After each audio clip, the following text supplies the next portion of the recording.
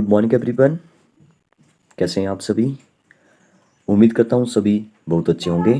So today is 28 अगस्त 2022 और day है आज संडे। तो आज संडे है तो छुट्टी है। मैंने सोचा आज वो कुछ ऐसा टॉपिक जो वो डिस्कस करते हैं जो कि आपके एग्ज़ाम के पॉइंट ऑफ व्यू से काफ़ी इंपॉर्टेंट होने वाला हो। फिर चाहे वो कोई भी एग्ज़ाम हो, छोटे से छोटा एग्ज़ाम क्यों ना हो, बड़े से बड़ा एग्ज़ाम जो वो यूपीएससी क्यों ना हो। तो आज हम हालांकि मेरे दिमाग में जो वो शाम के टाइम ही एक क्वेश्चन जो वो मैं देख रहा था उसके बारे में मैं एक वीडियो में देख रहा था, तो मैंने सोचा उसके बारे में थोड़ा सा डिस्कस करते हैं। पहले मैं क्वेश्चन बता देता हूँ, फिर जो वो मैं टॉपिक बताऊंगा कि आज जो हम लोग क्या क्या डिस्कस करने वाले हैं। एक क्वेश्चन था कि जो सुप्रीम कोर्ट के जो जज होते हैं, ठीक है, जैसे आजकल जो वो कितने होते हैं, 33+1 होते हैं, मतलब कि 33 जो वो सुप्रीम कोर्ट के बाकी जज होते हैं और एक जो वो सीजीआई होता है, चीफ जस्टिस ऑफ इंडिया होता है। ठीक है, तो 33+4। ठीक है, पहले जो वो 30+1 हुआ करते थे, ठीक है, अब जो वो 33+1 हो चुके हैं, मतलब टोटल जो वो 34 हो सकते हैं सुप्रीम कोर्ट में जज। एक क्वेश्चन ये था कि सुप्रीम कोर्ट की जो क्वालिफिकेशन है सुप्रीम कोर्ट के जज की, मतलब क्या क्या उनमें जो वो योग्यताएं होनी चाहिए। तो मुझे जो वो आज तक यही पता था कि दो ही बातें पता थी, आपको भी मेरे ख्याल से शायद किसी ने जो वो अच्छे से पढ़ा होगा तो उसको पता होगा। तो एक तो ये था कि 5 साल तक जो वो हाई कोर्ट में जज हो, ठीक है, मतलब कि जज का जो वो एक्सपीरियंस हो उसमें, तो जो वो सुप्रीम कोर्ट जा सकता है, सुप्रीम कोर्ट का जस्टिस जो वो बन सकता है, मतलब कि 5 साल जो वो अगर हाई कोर्ट में जो वो जज रहा हो। दूसरी या तो और एक कंडीशन है, या तो ए, या तो दूसरी ये है कि सुप्रीम कोर्ट में जो वो 10 साल के लिए जो वो एडवोकेट रहा हो, मतलब कि अधिवक्ता रहा हो या वकील बोल दो, वकील रहा हो, ठीक है, वो 10 साल के लिए है। तो मैंने जो वो ये दो ही पहले पढ़ी थी, लेकिन शाम को मुझे पता चला कि एक और तरीके से जो वो सुप्रीम कोर्ट में जो वो जज जो वो बना जा सकता है। तो वो क्या चीज़ थी? वो चीज़ थी कि राष्ट्रपति जो वो राष्ट्रपति को जो वो अगर ऐसा कोई बंदा मिल जाता है जिसमें जो वो ज्ञान हो, ज़्यादा ज्ञान, ज्ञान मतलब कैसा ज्ञान? ज्ञान लॉ का ज्ञान हो, कानून का ज्ञान हो, मतलब विधि का ज्ञाता हो वो। ठीक है, अगर कोई ऐसा मिल जाता है तो उसको भी सुप्रीम कोर्ट का जो वो जज जो वो बनाया जा सकता है। तो ये जो वो तीसरी कंडीशन थी, ठीक है, तो इन तीनों में से कोई एक भी जो वो होगी तो आपको जो वो सुप्रीम कोर्ट का जो वो जज बनाया जा सकता है। तो मैंने जो वो तीसरी नहीं पढ़ी थी, फिर मैंने इसके बारे में सर्च किया कि क्या राष्ट्रपति ने जो वो आज तक किसी ऐसे बंदे को जो वो बनाया है सुप्रीम कोर्ट का जज, जिसमें जिसमें जो वो ऐसी क्वालिटी देखी हो, जिसमें कि विधि का ज्ञान हो, सिर्फ उसमें उसके पास कोई एक्सपीरियंस जरूरी नहीं है, सिर्फ यही है कि विधि का जो वो उसके विधि का ज्ञाता हो वो। ठीक है, तो आज तक जो वो ऐसा कोई नहीं बन पाया है। ठीक है, तो मुझे लगा कि ये टॉपिक जो वो डिस्कस करना चाहिए, इसके बारे में, सुप्रीम कोर्ट के बारे में क्या क्या क्वेश्चन जो वो यूपीएससी पहले पूछ चुकी है, बहुत सारे क्वेश्चन जो मेरे दिमाग में आए, तो मैंने सोचा फिर जो वो इसके बारे में थोड़ा सा डिस्कस करते हैं। आजकल की भी बात करेंगे, प्रेजेंट की कौन है, कितने जो वो न्यायाधीश हैं, कौन कौन से न्यायाधीश के बारे में क्वेश्चन पूछा जा सकता है। बहुत सारे ऐसे फैक्ट्स हैं बीच में जो कि आप सभी को जानने चाहिए। जैसे कोलिजियम सिस्टम क्या होता है, इसकी थोड़ी सी बैकग्राउंड में जाने की भी कोशिश करेंगे कि आजकल कौन है, ठीक है, पहले कौन था, कैसे कैसे जो वो इसकी शुरुआत हुई, क्या पहले हाई कोर्ट हुआ करते थे, सुप्रीम कोर्ट हुआ करते थे, इंडिया में पहले कब बना, कहाँ से इसकी शुरुआत हुई, वो सभी बातें डिस्कस करेंगे। कितनी उनकी एज हो सकती है, कितनी उनकी रिटायरमेंट एज हो सकती है, कितनी उनकी, मतलब कैसे कैसे जो वो सुप्रीम कोर्ट का जज जो वो बनाया जा सकता है, वो सभी बातें डिस्कस करेंगे। हालांकि एक पूरा टॉपिक जो वो हम लोग डिस्कस नहीं कर पाएंगे, क्योंकि अपने आप में जो वो एक सुप्रीम कोर्ट के जज के बारे में एक बहुत बड़ा टॉपिक है, लेकिन हम लोग जो वो मैक्सिमम डिस्कस करने की कोशिश करेंगे जो भी आपके एग्ज़ाम के पॉइंट ऑफ व्यू से जो वो काफ़ी इंपॉर्टेंट हो जाता है। तो चलिए फिर स्टार्ट करते हैं। कुछ यहाँ पे मेरे पास नोट्स भी हैं, उसके उसके अकॉर्डिंग जो मैं डिस्कस करने की कोशिश करूँगा। आज मैं जो वो लिखूँगा कुछ भी नहीं, मैं सिर्फ ऐसे बोलूँगा ही। ठीक है, आपको जो वो बस सुनना है, आपको जो ऐसे कहानी के जैसे सुनना है, ताकि आपको विश्वास कीजिए कि जब आप वीडियो पूरी देख लेंगे तो सुप्रीम कोर्ट के बारे में जो आपको काफ़ी कुछ नॉलेज होगा। मैं विश्वास दिलाता हूँ कि जो भी मैं यहाँ पे बोलूँगा वो जो बिल्कुल मेरे हिसाब से क्या, मतलब कि वो बिल्कुल सर्च करके जो वो नोट्स बनाए गए हैं तो वो बिल्कुल ही सही होगा। अगर आपको कोई गलती लगती है उसमें तो जो आप कमेंट बॉक्स में बता सकते हैं। तो मैं लिखूंगा कुछ भी नहीं, आप एक ऐसे सुनिए इसको कहानी के जैसे। विश्वास दिलाता हूँ कि आपको जो वो चीज़ें सभी सभी के सभी चीज़ें जो वो आपको समझ आने वाली है। सबसे पहले बात करते हैं सुप्रीम कोर्ट। ठीक है, सुप्रीम कोर्ट ही हमारा टॉपिक है वैसे। सुप्रीम कोर्ट को बोलते हैं सर्वोच्च न्यायालय, ये तो बात सभी को पता है, सुप्रीम कोर्ट को सर्वोच्च न्यायालय बोलते हैं। ठीक है, तो सुप्रीम कोर्ट में जो वो एक सबसे बड़ा जो होता है वो होता है CGI, chief justice of India जिसको बोलते हैं। ठीक है, आजकल कौन है, अभी जो वो 1-2 दिन पहले ही जो जिन्होंने शपथ ली है, ठीक है, शपथ ली है जिन्होंने, वो बने हैं यू ललित। ठीक है, यू आपको जो पूरा नाम याद रखना है, उदय उमेश ललित। ठीक है, तो ये बने हैं 49th CJI ऑफ इंडिया। ठीक है, आपको पता होना चाहिए कि चीफ जस्टिस ऑफ इंडिया को जो वो कौन अपॉइंट करता है, राष्ट्रपति करता है, कौन शपथ दिलाता है, राष्ट्रपति दिलाता है। ठीक है, तो राष्ट्रपति कौन है आजकल? द्रौपदी मुर्मू है, सभी को पता है। द्रौपदी मुर्मू जो वो कौन सी प्रेसिडेंट है? तो 50th प्रेसिडेंट है हमारे इंडिया में। ठीक है, मतलब कि इससे पहले जो वो 14 प्रेसिडेंट जो वो पहले इससे पहले रह चुके हैं।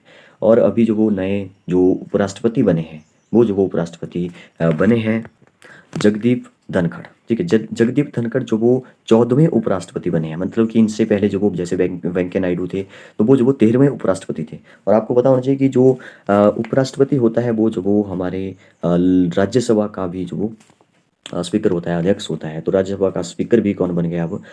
जगदीप धनखड़ बन गए। और लोकसभा के तो आपको पता ही होगा, ओम बिरला जो वो लोकसभा के स्पीकर हैं, अध्यक्ष हैं। ठीक है, और आरबीआई के गवर्नर की बात करें तो आरबीआई के गवर्नर जो वो आपको पता है श्रीकांत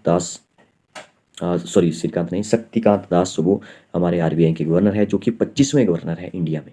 ठीक है, तो ये मैंने बता दिया कि 33+1 हो सकते हैं सुप्रीम कोर्ट में जो वो जज, 33 जो वो अदर, एंड 1 जो वो होगा चीफ जस्टिस ऑफ इंडिया। बात करेंगे इसकी कैसे जो वो इसको अपॉइंट किया जाएगा, वो सभी बातें डिस्कस करेंगे। बस थोड़ा सा बैकग्राउंड पर चलते हैं कि बैकग्राउंड क्या है, कहाँ से जो इसकी शुरुआत हुई। तो एक बात मैं आपको बताऊँ कि ब्रिटिश सरकार, देखिए पहले जो वो हमारे इंडिया में जो वो कोई ऐसे कोर्ट नहीं हुआ करता था, कोई ऐसे जज नहीं हुआ करते थे, राजा ही डिसाइड करता था कि क्या करना है। ठीक है, लेकिन जैसे ही आपको पता है कि अंग्रेज जो वो यहाँ पे आ गए 1608 में, शायद 1608 में, फिर जो वो 4-5 साल के बाद जो उन्होंने सबसे पहला जो वो यहाँ पे जो भी कारखाना था अपना वो खोला। ठीक है, 1608 के बाद 4-5 साल कितने हो गए? 1611-12 में। ठीक है, तो एग्जैक्ट जो वो आप देख लीजिएगा, एक क्वेश्चन भी डायरेक्ट बनता है वैसे। ठीक है, और 200 साल तक जो वो उन्होंने राज किया। फिर हमने जो वो 1857 में जो पहली क्रांति की, जिसको कि पहला इंडिपेंडेंस भी बोला जाता है, हमारी independence war of first war of independence भी कहा जाता है 1857 की लड़ाई को। ठीक है, तो बात है 1773 की। ठीक है, तो 1773 में जो वो एक ब्रिटिश सरकार ने जो वो एक रेगुलेटरी एक्ट बनाया। ठीक है, जिसमें उसके बाद जो वो उसमें लिखा था कुछ ऐसे फिर उसके एक साल बाद 1774 में जो वो इंडिया में एक कोर्ट बना था। और कहाँ बना था? वो बना था कलकत्ता में। कलकत्ता आपको पता ही है कि कलकत्ता जो वो पहले दिल्ली से पहले 1911 में जो वो दिल्ली बनी, लेकिन दिल्ली से पहले जो वो कलकत्ता ही हमारे देश की कैपिटल हुआ करती थी। ठीक है, जॉर्ज पंचम के टाइम जो फिर दिल्ली जो वो हमारे इंडिया की जो वो कैपिटल बनी 1911 की बात है। ठीक है, दिल्ली दरबार लगा और दिल्ली कैपिटल बनाई गई। ठीक है, तब से लेकर के दिल्ली ही है। ठीक है, पहले कलकत्ता थी, तो कलकत्ता में ही जो वो एक कोर्ट जो वो बनाया गया था, याद रखिए। अभी बात हो रही है इसकी बैकग्राउंड की। अभी मैं इस सुप्रीम कोर्ट की बात नहीं कर रहा हूँ। ठीक है, अभी तो छोटे मोटे कोर्ट जो बनाए जा रहे हैं, ब्रिटिश सरकार ने सबसे पहले अपनाया 1974 में। ठीक है, इंडिया में पहला कोर्ट खोला है, ऐसे जो आप याद रख सकते हैं।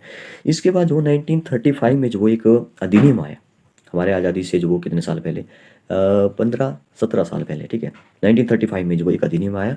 और अक्टूबर 1 अक्टूबर 1937 को, 2 साल के बाद। ठीक है, 1 अक्टूबर को ऐसे याद रखिए कि 2 अक्टूबर को गांधी जयंती होती है। गांधी जयंती के एक दिन पहले 1 अक्टूबर 1937 को जो वो एक फेडरल कोर्ट बना हमारे इंडिया में। ठीक है, मतलब कि वो अंग्रेजों की ही देन है एक प्रकार से। लेकिन वो जो वो एक सुप्रीम कोर्ट नहीं था, इसको आप याद रखिए, जो वो सुप्रीम कोर्ट नहीं था। तो सुप्रीम कोर्ट का मतलब है कि वो सुप्रीम होगा, मतलब कि सर्वोच्च होगा। उसने जो भी डिसीजन दे दिया वो जो वो बाध्य होगा सबके लिए, वो जो मानना पड़ेगा। ठीक है, हाई कोर्ट को मानना पड़ेगा, डिस्ट्रिक्ट कोर्ट को मानना पड़ेगा, हर एक नागरिक को वो डिसीजन जो वो मानना पड़ेगा जो सुप्रीम कोर्ट ने दे दिया। लेकिन उसमें ऐसा नहीं था। ठीक है, जो इंडिया में हमारा एक फेडरल कोर्ट बना था आज़ादी से पहले, तो उसमें क्या था? उसमें जो वो सुप्रीम कोर्ट नहीं बोलते थे उसको उसको जो बोलते थे मतलब कि एक प्रकार से कोर्ट ही था, ऐसे याद रख लो। लेकिन सुप्रीम नहीं था वो। सुप्रीम इसलिए नहीं था क्योंकि उसके खिलाफ भी सुनवाई जो वो हो सकती है। ठीक है, जैसे हमारा आजकल जो वो सुप्रीम कोर्ट है, तो उसके खिलाफ सुनवाई नहीं हो सकती। वो जो वो सुप्रीम है। ठीक है, जो उसने जो डिसीजन दे दिया वो, हालांकि उसके बारे में हम डिस्कस करेंगे, वो जो वो अपने डिसीजन को बदल सकता है। ठीक है, वो जो वो बेंच के आधार पर होता है कि 10 मेंबर की बेंच बैठी है, फिर जो वो 11 मेंबर की बेंच बैठी है, तो उसको जो वो चेंज किया जा सकता है। वो जो वो हम लोग आगे डिस्कस करने वाले हैं वैसे भी। लेकिन क्या सुप्रीम कोर्ट जो उस टाइम था 1937 में जो बनाया गया था, क्या उसके खिलाफ भी सुनवाई हो सकती? तो उसके खिलाफ सुनवाई हो सकती थी, वो हो सकती थी लंदन में, क्योंकि हमारे यहाँ पे आपको पता है ब्रिटिश का राज था, अंग्रेजों का राज था। तो लंदन के कोर्ट में जो उसकी भी सुनवाई हो सकती थी। इसका सीधा सा मतलब ये हुआ कि अगर हमारे यहाँ पे जो कोर्ट है उसने जो कोई ऐसा डिसीजन दे दिया है जो थोड़ा सा गलत है, तो उसके खिलाफ भी सुनवाई होगी। फिर जो वो ऊपर वाले कोर्ट में जाएगा वो लंदन में था। ठीक है, क्योंकि ब्रिटिश का राज था, तो ब्रिटिश तो ऐसा करेंगी। ठीक है, लेकिन वहाँ पे जो वो हेड ऑफ द कोर्ट हुआ करते थे उस टाइम, जो वो चीफ जस्टिस ऑफ इंडिया नहीं हुआ करते थे। तो हेड ऑफ द कोर्ट जो वो कौन थे, आपसे जो वो एक ही क्वेश्चन पूछा है कि लास्ट कौन थे। लास्ट आपको बताइए कि जनवरी 26 जनवरी 1950 को जो वो संविधान हमारा लागू हो गया, वो बन चुका था पहले ही वैसे, ठीक है, नवंबर 1949 को, 26 नवंबर 1949 को बन चुका था, लेकिन 26 जनवरी 1950 को जो लागू हुआ, तो उस time head of the court, CGI की बात नहीं कर रहा हूँ, हेड ऑफ द कोर्ट हुआ करता था उस टाइम। तो हेड ऑफ द कोर्ट जो वो एक लास्ट पूछा जाएगा, क्योंकि वो लास्ट थे, तो पहले जो वो सीजीआई भी वही थे, क्योंकि उस टाइम की बात है जब वो, देखिए आज़ादी के बाद पूछा जाएगा, आज़ाद हो गया मैं 1947 में, तो मैं 1950 की बात कर रहा हूँ, तो लास्ट जो हेड ऑफ द कोर्ट होंगे वही तो फर्स्ट सीजीआई भी माने जाएंगे, ठीक है। तो दो क्वेश्चन बन गए कि हेड ऑफ द कोर्ट कौन है और first CGI chief justice of India कौन है। तो याद रखिए जस्टिस हरीलाल जे कानिया, आपको जो शॉर्टकट में मिलेगा एच जे कानिया। तो एच जे कानिया याद मत रखिए, हरीलाल कानिया रखिए। कई बार जो गलत लिखा हुआ है, कई जगह हीरा लाल लिखा हुआ है, हीरा लाल नहीं, हरीलाल जे कानिया होगा, ठीक है। आपको बताइए कि फिर जो वो इनको शपथ कौन दिलाएगा, ठीक है, ओथ कौन दिलाएगा, वो जो वो राष्ट्रपति दिलाएगा। और राष्ट्रपति कौन थे उस टाइम, राजेंद्र प्रसाद जो पहले राष्ट्रपति थे हमारे इंडिया के, इंडिपेंडेंस इंडिया के। और प्रधानमंत्री आपको बताइए कि जवाहरलाल नेहरू थे, ठीक है। तो इसके बारे में बात करेंगे आगे, जो वो कौन कौन से हाई कोर्ट को कौन दिलाता है, चीफ सुप्रीम कोर्ट के जज को कौन दिलाता है, उनकी सैलरी की बात करेंगे, सब कुछ, ठीक है। आज के सुप्रीम कोर्ट की थोड़ी सी बात करते हैं, फिर जो वो फिर से कुछ क्वेश्चन डिस्कस करते हैं। देखिए आज का जो सुप्रीम कोर्ट है वो हमने बात कर दी जनवरी 1950 में बन गया था, ठीक है।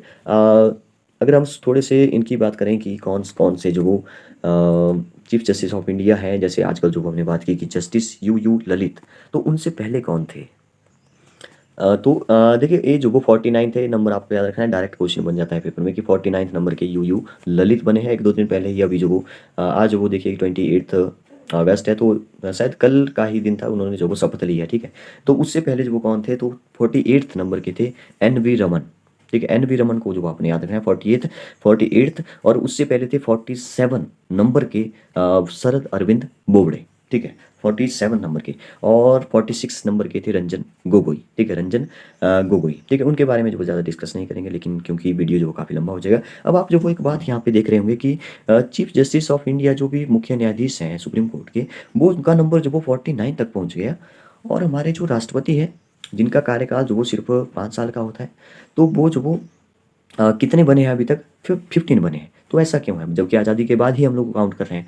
तो ऐसा इसलिए है क्योंकि इनका जो भी कार्यकाल है, जैसे जो, हालांकि इनका जो कार्यकाल होता है वो जो वो कुछ भी नहीं होता है, मतलब ऐसा कुछ लिखा नहीं हुआ है कि इतने कार्यकाल के लिए जो वो ये सीजीआई रहेंगे, ऐसा कुछ भी नहीं लिखा हुआ है। उनकी सिर्फ उम्र बताई गई है। तो उम्र बताई गई है, तो काफ़ी उम्र जो वो इनको हाई कोर्ट में ही हो जाती है। फिर जो वो जब ये 65 ईयर के सुप्रीम कोर्ट में चले जाते हैं, 65 मतलब कि ऐसा समझ लो कि 62-63 साल में जो वो अगर सुप्रीम कोर्ट में न्यायाधीश बन गए, तो 1-2 साल बची होंगी इनको, फिर नया आ जाएगा। तो कुछ इस तरह से ही जो वो काफ़ी कम टाइम के लिए जो वो ये बन पाते हैं, और जो वो उनकी जो वो उम्र हो जाती है, तब तक 65 ईयर जो वो इनकी रिटायरमेंट एज है। ये तो सुप्रीम कोर्ट की बताई, हाई कोर्ट की जो वो 62 है, ठीक है। हम अपने हिमाचल की भी बात करेंगे, वो मैं लास्ट में बताऊंगा आपको हिमाचल के हाई कोर्ट के बारे में। फिलहाल बात करते हैं इनकी थोड़ी सी रिटायरमेंट की बात करी, तो रिटायरमेंट की बात करते हैं। तो रिटायरमेंट की तो हमने बात कर ही ली वैसे, लेकिन इसमें जो वो थोड़ा सा आगे जो वो मैं और ऐड करूँगा, कैसे कैसे जो इनको हटाया जा सकता है, कैसे कैसे वो जो वो रिटायरमेंट की जो वो आप ऐसे याद रखिए 65 जो वो सुप्रीम कोर्ट की होती है, और हाई कोर्ट की जो वो 62 होती है। और योग्यताओं के बारे में जो क्वेश्चन था, वो जो वो मैंने आपको पहले ही बता दिया कि योग्यता जो वो उनकी होनी चाहिए। एक तो हाई कोर्ट का जो वो जो वो जज रहना चाहिए, उसके पास हाई कोर्ट का एक्सपीरियंस होना चाहिए जज के तौर पर, जो वो कितने साल का, 5 साल का, कम से कम 5 साल तो होना ही चाहिए। दूसरा जो वो होता है कि 10 साल तक जो वो एडवोकेट रहा हो, वकील रहा हो, ठीक है, 10 साल का उसके पास वो वकील का जो एक्सपीरियंस हो, तो जो वो फिर जा सकता है। और तीसरा मैंने सबसे इंपॉर्टेंट बात बताई कि राष्ट्रपति की नज़र में कोई अगर विधि का ज्ञाता हो बहुत ज़्यादा, तो उसको भी जो बनाया जा सकता है, लेकिन 1950 के बाद वो आज तक कोई ऐसा नहीं बनाया गया है, ठीक है। तो बनते कैसे हैं फिर, तो ये बनते हैं ज़्यादातर जैसे 10 साल का जो हाई कोर्ट का एक्सपीरियंस जिसके पास हो, मतलब कि वो वकील हो, उसमें जो वो कम ही बनते हैं, लेकिन ज़्यादा मैक्सिमम वही बनते हैं जो 5 साल तक जो वो हाई कोर्ट में जो वो जज के तौर पर रह चुके हैं, जज का जो उनके पास एक्सपीरियंस हो, वही ज़्यादातर जो वो बने हुए हैं आज तक। मतलब कि ऐसे रख लो याद कि 10-12 ही जो वो, या 8-10 ही बने होंगे जो कि जिसके पास जो वो 10 साल का जो वो वकील का एक्सपीरियंस हो। जैसे एक क्वेश्चन पूछा जाता है कि सबसे पहली महिला कौन थी जो कि इन 8-10 मतलब कि 10 साल का जो एक्सपीरियंस लेने वाली सबसे पहली महिला जो वो सुप्रीम कोर्ट में गई थी, तो वो थी इंदु मल्होत्रा, ठीक है। इंदु मल्होत्रा को आप याद रखिए। अगर आपसे पूछा जाए कि क्या कोई ऐसी महिला है जो कि सबसे पहले सुप्रीम कोर्ट गई, तो वो आपको याद रखना है, सुप्रीम कोर्ट की पहली महिला जज जो वो कौन थी, तो वो थी 19 मैं आपको ईयर भी बता देता हूँ, यहाँ पे ही लिखा हुआ है, कहाँ चला गया वो, 1989 में, ठीक है, 1989 में जो बनी थी। अ, और वो पहली मुस्लिम महिला भी थी, याद रखिए। एक तो पहली महिला भी थी और पहली मुस्लिम महिला भी वही थी, मीरा साहिब फातिमा बीबी। ठीक है, मीरा साहिब फातिमा बीबी का नाम आपने याद रखना है। सुप्रीम कोर्ट की मैं बात कर रहा हूँ, हाई कोर्ट की बात नहीं कर रहा हूँ, ठीक है। तो इंडिया की पहली महिला ये जज जो वो थी। एक आपको और बात याद रखनी है, एससी अनुसूचित जाति वाली, शेड्यूल कास्ट वाली जो वो महिला कौन थी, तो वो थी भानुमति, जो कि सुप्रीम कोर्ट में गई थी। और एक दो तीन महिलाएं ऐसी थी जो कि कंटिन्यूटी में नहीं, मतलब कि एक साथ जो वो पिछले शायद 4-5 साल पहले की बात है, 4 साल पहले की बात है शायद, तो वो जो वो तीनों एक साथ थी सुप्रीम कोर्ट में। ठीक है, तो ये भी पहली बार था, इसको भी आप याद रखते हैं। अब बात करते हैं थोड़ी सी इनकी सैलरी की बात करते हैं। देखिए सैलरी में जो आजकल जैसे कितनी सैलरी है, देखिए 3-4 साल पहले की बात है, जब जो वो सुप्रीम कोर्ट में जो वो जैसे एक जो भी मुख्य न्यायाधीश हुआ करता था, अब तो शायद मेरे ख्याल से बढ़ चुकी है। ठीक है, मैंने जो इसको अपडेट नहीं किया, लेकिन मैं चलिए इसको मैं जो अपडेट करके जो आपको बता दूंगा, या कमेंट बॉक्स में जो बता दूंगा कितनी है। मुझे एक्जैक्ट जो वो मतलब कन्फर्म नहीं है, पूरा पता तो है लेकिन कन्फर्म नहीं है, तो कन्फर्म करके जो वो मैं कमेंट बॉक्स में जो वो पिन कर दूंगा उसको। लेकिन मैं जो वो पहले की बात कर रहा हूँ, 2.8 लाख, ठीक है, 2,80,000, ठीक है, 2.80, तो 2,80,000 जो सुप्रीम कोर्ट का जो सीजीआई होता है, सुप्रीम कोर्ट कोर्ट का ही होगा, ठीक है। तो और जो दूसरे होते हैं वो उनकी जो होती है, वो जो वो उनकी जो पहले थी वो जो वो 2.5 लाख थी, 2.5 लाख, ठीक, 2.50 बोल दो, कुछ बोल दो। और हाई कोर्ट के जो भी हाई कोर्ट का जो भी होगा मुख्य न्यायाधीश, उसकी जो सैलरी थी वो जो वो थी 2.5, मतलब कि 2.5 लाख की थी, सेम ही थी उसके बराबर ही।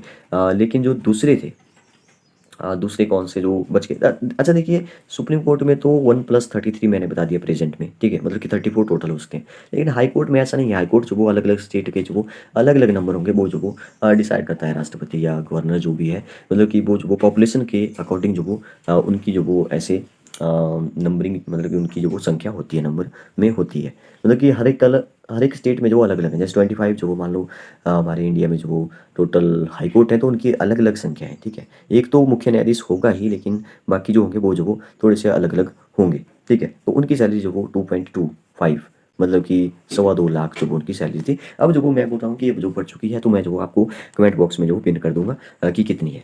आपको जो वो इसके बारे में याद नहीं रखना है, आपको नहीं पूछा जाएगा मेरे ख्याल से ऐसे छोटे मोटे क्वेश्चन कि कितनी सैलरी है, ऐसे नहीं पूछा जाते हैं। आपको पूछा जाता है कि उनकी सैलरी जो वो किस निधि से दी जाती है, किस फंड से दी जाती है। तो देखिए सुप्रीम कोर्ट का जो भी न्यायाधीशों का, सीधी सी बात है, सुप्रीम कोर्ट का है, ठीक है, तो वो जो वो सेंट्रल सरकार ही देगी, मतलब कि सेंटर की, मतलब कि भारत की वो संचित निधि से दी जाएगी। संचित निधि का मतलब है कंसोलिडेटेड फंड, ठीक है। एक होता है कॉन्टीजेंट फंड, मैं क्वेश्चन देख रहा था उसमें कॉन्टीजेंट फंड भी लिखा होता है। कॉन्टीजेंट का मतलब है आकस्मिक, मतलब कि आपातकाल के लिए जो बचाई गई जो राशि है उसमें से दिया जाएगा, नहीं उसमें से नहीं दिया जाएगा, ये जो वो कंसोलिडेटेड फंड से दिया जाएगा। तो एक भारत का संचित निधि होती है, कंसोलिडेटेड फंड होता है, एक जो वो स्टेट का अलग से होता है। तो स्टेट जो वो अपने हाई कोर्ट के जजेस को देगा अपनी मतलब कि स्टेट की संचित निधि से, और भारत सरकार जो वो सुप्रीम कोर्ट के जो वो न्यायालय सॉरी जो भी जस्टिस है उनको जो वो देगी सैलरी, ठीक है। अच्छा एक जो वो इसमें इंपॉर्टेंट बात ये है, मैं इसको पढ़ रहा था, तो इसमें भी एक क्वेश्चन पूछा गया था कि क्या पेंशन भी जो वो वही देगा, मतलब कि जैसे संचित निधि, जैसे हाई कोर्ट का कोई जज है तो उसको पेंशन जो वो क्या हाई कोर्ट ही देगा कि सुप्रीम कोर्ट देगा, ठीक है। तो इसमें बात ऐसी है कि जब हाई कोर्ट से जो वो आपको बताइए कि सुप्रीम कोर्ट जो वो कोई बंदा जाएगा, तो मतलब कि वो जो वो फिर पेंशन जो वो सुप्रीम कोर्ट ही देगा, सॉरी सुप्रीम कोर्ट नहीं देगा, भारत की संचित निधि से वो दी जाएगी, ठीक है। ऐसा क्यों है, क्योंकि देखिए कोई जैसा स्टेट है तो वो तो बोलेगा कि हम जो वो इसको पेंशन क्यों दें, क्योंकि इसने जो वो 5-6 साल जो वो यहाँ पे काम किया, फिर तो सुप्रीम कोर्ट में ही इसने काम किया, मतलब कि सेंटर में ही इसने काम किया, तो भारत सरकार ही जो वो पेंशन देती है, ठीक है। तो इस फैक्ट को आप याद रखिए, ये जो वो सिर्फ जो पेंशन है इनकी, चाहे वो हाई कोर्ट का हो चाहे वो सुप्रीम कोर्ट का जज हो, ठीक है, तो इनको जो पेंशन भारत की संचित निधि से ही दी जाती है। इस फैक्ट को भी आप याद रखिए। नेक्स्ट बात करते हैं कि कॉलेजियम सिस्टम और इसके थोड़ी सी हिस्ट्री के बारे में, इसके बैकग्राउंड के बारे में थोड़ा सा डिस्कस करते हैं कि कैसे कैसे जो वो कौन सीजीआई बन गया, मतलब कि सीजीआई ने अगर अपना त्याग पत्र दे दिया, या सीजीआई को कुछ हो गया, या उसकी जो वो उम्र हो गई 65 साल, तो अगला सीजीआई जो वो कैसे डिसाइड किया जाएगा, ये भी है काफ़ी इंपॉर्टेंट प्रश्न। तो अगला जो सीजीआई होगा उसको जो वो कैसे डिसाइड किया जाएगा, देखिए थोड़ा सा बैकग्राउंड को समझने की कोशिश करते हैं। देखिए 1950 से 1993 तक, जो वो सिस्टम ऐसा था कि राष्ट्रपति थोड़ी सी जो सलाह विमर्श करके जो वो डिसाइड कर लेता था कि कौन जो वो अगला सीजीआई होगा, ठीक है। लेकिन बाद में जो वो कब 1993 की बात है, ठीक है, 1993 में जो वो एक कोलिजियम सिस्टम बना। 1993 तक तो ऐसे चलता है कि जो भी उसको देखा जाता है कौन जो वो वरिष्ठ है या मतलब कि राष्ट्रपति जो वो थोड़े से सलाह करके जो विमर्श करके जो वो डिसाइड कर लेता था कि कौन जो वो अगला सीजीआई होगा, चीफ जस्टिस ऑफ इंडिया होगा। लेकिन 1993 में जो वो एक कोलिजियम सिस्टम बना, ठीक है। तो उस कोलिजियम सिस्टम में जो एक नया सिस्टम बना जिसको मतलब कि एक राष्ट्रपति अपने हिसाब से नहीं करेगा, एक ग्रुप बनाया जाएगा जिसको कि एडवाइजरी ग्रुप भी बोलते हैं। कोलिजियम सिस्टम एज एक एडवाइजरी ग्रुप है, एडवाइस देगा वो। तो उस ग्रुप एक जो ग्रुप है वो डिसाइड देगा, मतलब कि वो जो वो नाम देगा राष्ट्रपति को, फिर राष्ट्रपति को मानना पड़ेगा, कुछ ऐसा जो वो उसमें लिखा हुआ था। उसमें जो वो कुछ इस तरह से था कि चार जो वो वरिष्ठ जो भी बड़े हैं, एक्सपीरियंस ज़्यादा है, तो उस हिसाब से जो वो चूज़ किया जाएगा, ठीक है। लेकिन 1993 से 1998 तक जो वो सिस्टम चला।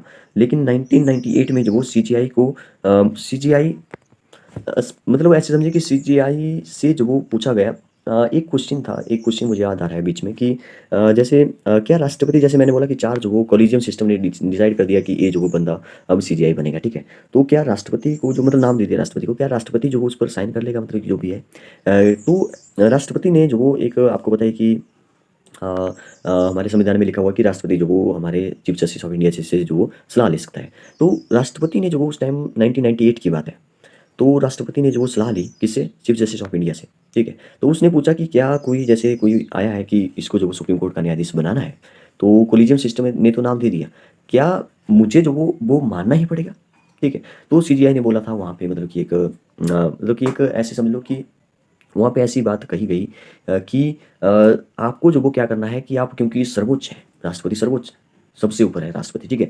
तो आपका भी जो वो मतलब कि माननी पड़ेगी। अगर आपको लगता है कि कोई मतलब कि उसमें कुछ खराबी है या कुछ भी ठीक नहीं लग रहा है, तो आप जो वो उसका नाम जो वो एक बार वापस करते हैं, सिर्फ एक बार, ठीक है। तो ये भी क्वेश्चन बनता है, एक बार वापस करते हैं, लेकिन दूसरी बार अगर वो नाम फिर से आ गया, मतलब कि सलाह विमर्श करिए उसको, उस पर जो वो फिर से नाम दीजिए, तो राष्ट्रपति एक बार जो वो वापस करता है। लेकिन अगर कोलिजियम सिस्टम ने जो वो दूसरी बार फिर से जो वो वही अगर नाम दे दिया, तो राष्ट्रपति को मानना पड़ेगा। तो इसमें तो मुझे राष्ट्रपति की पावर जो है यहाँ पे बिल्कुल भी नहीं दिखाई देती। एक बार वापस किया, अरे फिर भी नहीं माने, तो फिर दूसरी बार तो मानना ही पड़ेगा। राष्ट्रपति की कुछ ऐसी पावरें हैं ज़्यादातर। तो कुछ इस तरह से जो वो सिस्टम चल रहा था, कोलिजियम सिस्टम। लेकिन जैसे मोदी सरकार आई 2014 में, तो जैसे ही सरकार आई तो 2015 में मतलब ये एक प्रस्ताव जो वो पास हो गया, एक अधिनियम बोल दो, एक सॉरी एक विधेयक बोल दो उसको, ठीक है।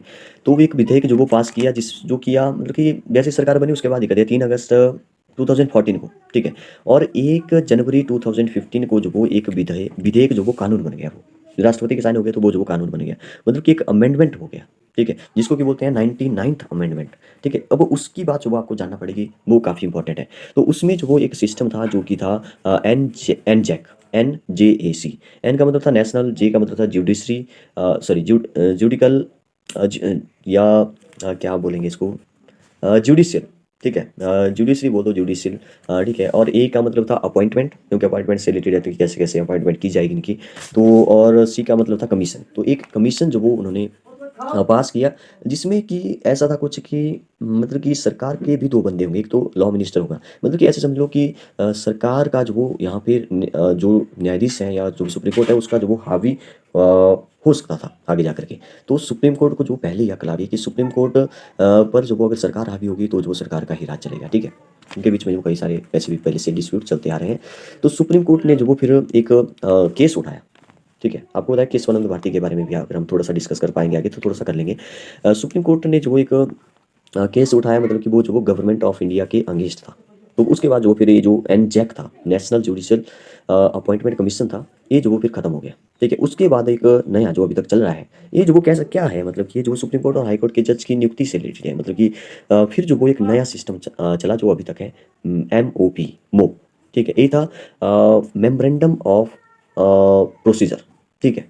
मेमोरेंडम ऑफ प्रोसीजर, इसको आप याद रखिए। और इसी सिस्टम से जो सबसे पहले जो सीजीआई बने इस सिस्टम से, ठीक है, वो थे हमारे रंजन गोगोई, जिसकी हमने अभी बात की। 46 नंबर के रंजन गोगोई थे, और 47 नंबर के शरद अरविंद बोबड़े थे, और 48 नंबर के जो वो पहले एन वी रमन थे, और अभी 49 नंबर के आपको बताइए कि कौन बन गए, यू ललित बन गई, उमेश ललित बन गए।